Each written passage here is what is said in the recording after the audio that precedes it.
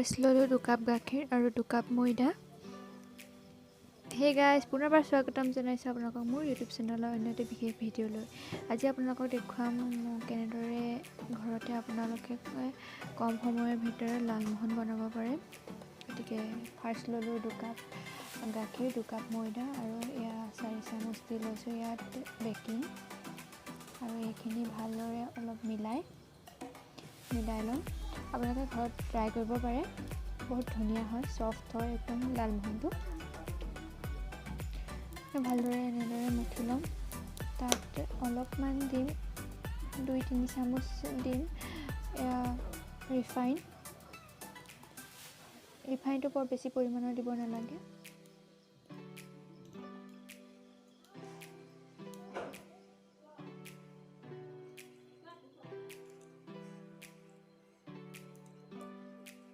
এইখিনি ভালদৰে গৰম পানী দি মঠি ল'লোঁ।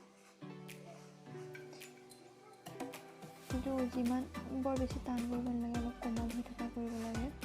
আৰু এনেদৰে ভালদৰে হাতত তেল লগাই আমি গুটিকেইটা কৰি ল'ম।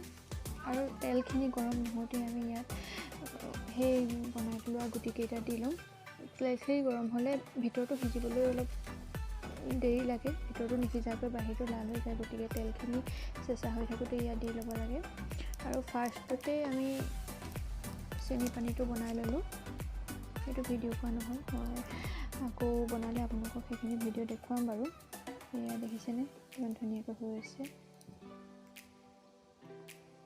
আজি ভিডিঅ'টো চাই কেনে পালে শেষত কিন্তু কমেণ্ট বক্সত জনাবলৈ নাপাহৰিব। আৰু আপোনালোকে ঘৰত ট্ৰাই কৰিব, কম সময়ৰ ভিতৰতে এইখিনি বনাব পাৰিব।